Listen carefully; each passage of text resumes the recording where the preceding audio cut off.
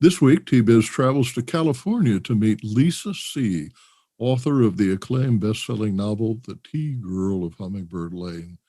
Lisa is the keynote speaker at the University of California at Davis's sixth Global Tea Initiative Colloquium, an online event January 21st. She and research partner Linda Louie discuss how a trip to Tea Mountain inspired her novel. Visit globaltea.ucdavis.edu to register. Attendance is free. New York Times best-selling author Lisa C. discusses how her daily tea drinking rituals connect her with the broader story of tea. My name is Jessica Natale Woolard. I'm a tea writer based in Victoria, British Columbia, Canada. Join me for a conversation with Lisa as we discuss the role of tea in history, culture, art, and daily life. When you contemplate tea, its history, production, commerce, and cultural practices, old and new, you see how influential it's been throughout history. So Lisa, how do you think tea influences our view of the world? Well, I think it depends on where you are in the world, right? I mean, tea is the second most popular drink in the world after water. And in some countries, it is really important. China, obviously, India, Turkey, different places around the world. However, in a place like the United States, it's obviously a distant, it comes in way after, water, then coffee, then maybe, Coca-Cola or something.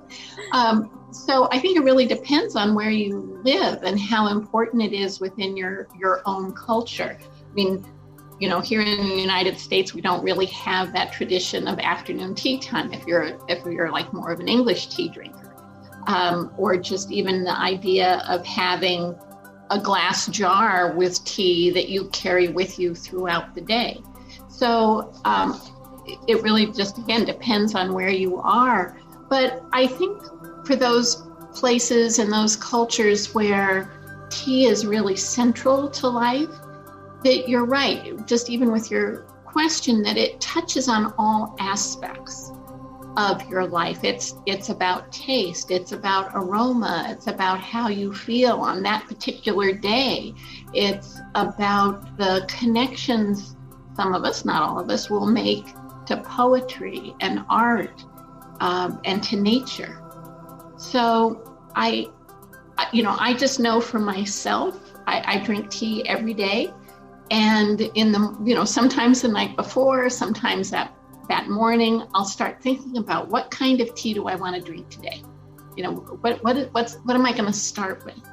And that it really becomes something that is really connected to my own emotions and to just, where I am in life at that moment. Do I want something really kind of light and fresh? Do I want something that's really rich and deep in flavor? Do I want a tea that, like an old pu'er that is really, it will take me into history, just by tasting it. So you've touched on how different cultures have different traditions around tea and different practices. What do you think about tea's ability to connect different cultures? So what role does tea play in blurring some of those boundaries? I'm often reminded of this line from Lin Yutang, who wrote, "There is something in the nature of tea that leads us into a world of quiet contemplation of life." And I think that that's true, that if you're experiencing tea or tea traditions from other countries or other cultures, it does kind of force you to slow down and think about that culture, where that tea came from, the physical labor involved. I mean, having now, spent time in the tea mountains, I will never, ever take a cup of tea for granted again. I will always, when I'm pulling out the leaves and looking at the leaves, I will think about all the people who touched those leaves before they came to me. And there's something to me very powerful about that. That you have the pickers, you have the people who process, every leaf picked by hand, the people who process it, the women who sit with those big trays and, they're sorting it leaf by leaf by leaf.